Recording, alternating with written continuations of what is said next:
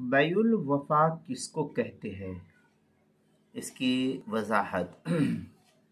चनांचे बैउल वफा ये ख़रीदो फ़रोख्त की एक ख़ास सूरत है जो बाद के ज़माने में मुरव्वज हुई है। बैउल वफा की सूरत उमूमन ये होती है, मौलाना खालिद सैफुल्लाह रहमानी लिखते कामूसुल फ़िक़्ह के अंदर कि मसलन अलिफ के हाथ 1000 रुपये में कोई शय फ़रोख्त कर ले और ये बात तय पाए कि बेचने वाले के पास अगर 1000 रुपये हो जाए और वो ये रकम ख़रीदार को अदा कर दे तो ख़रीदार वो सामान उसे वापस कर देगा। इसको बैउल वफा कहते हैं। गोया कि असल में मकसद अलिफ का 1000 रुपया बा से बतौर कर्ज हासिल करना है। एक मिसाल हजरत ने दी है अलिफ बा करके, लेकिन अगर ये रकम कर्ज के उन्वान से हासिल की जाती है और उसके बदले में वो शय उसके पास रहन रखी जाती है तो बा के लिए उस शय से नफ़ा उठाना जायज़ नहीं होता।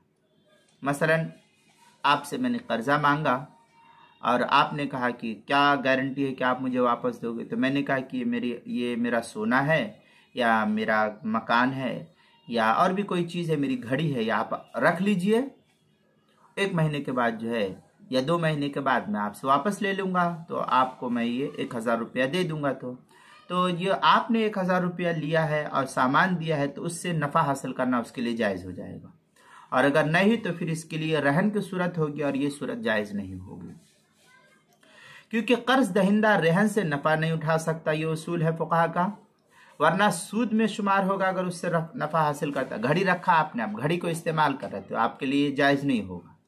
इसलिए इस मामले को बै के उन्वान से किया जाता था, इसलिए इस मामले को बैउल वफा कहा गया, यानी ऐसे खरीदो फरोख्त जिसमें खरीदार की तरफ से ये वादा है कि जब फरोख्त कुनिंदा उसे पैसा अदा करेगा तो वो उसे ये शय वापस कर देगा और अपनी वादे को वफा कर लेगा। इसलिए इस नाम का, इस बै का नाम बैउल वफा कहा गया है।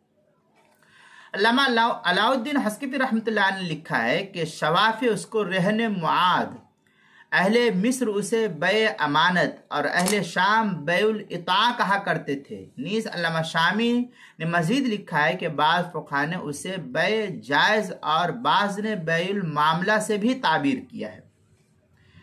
अब जब ये मामला बज़ाहिर तो ख़रीदो फ़रोख्त का है, लेकिन इस ख़रीदो फ़रोख्त के साथ ये शर्त लगी है कि जब बेचने वाला ख़रीदार को पैसा वापस कर देगा तो ख़रीदार उसे दोबारा उसके हाथों वो सामान फ़रोख्त कर देगा।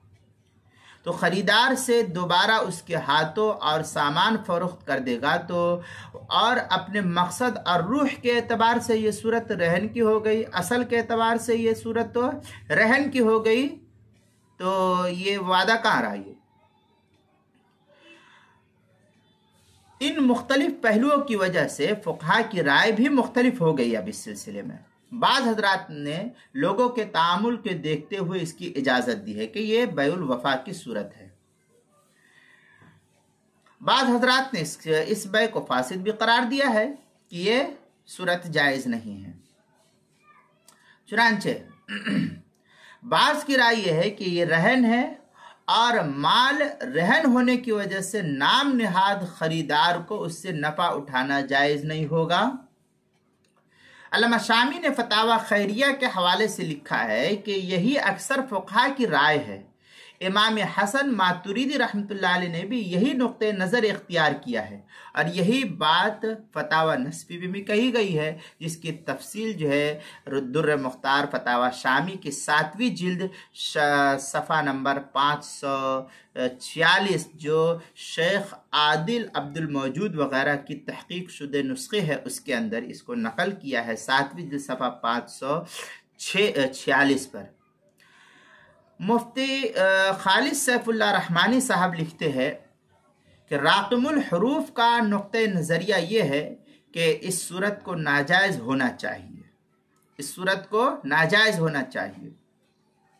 यह रेहन के हुक्म में है। कर्ज देने वाला अपने कर्ज की जमानत के बतौर उस शय को अपनी तहवील में रख सकता है, लेकिन उसकी मुनासिब उजरत अदा किए बगैर उससे नफ़ा नहीं उठा सकता है।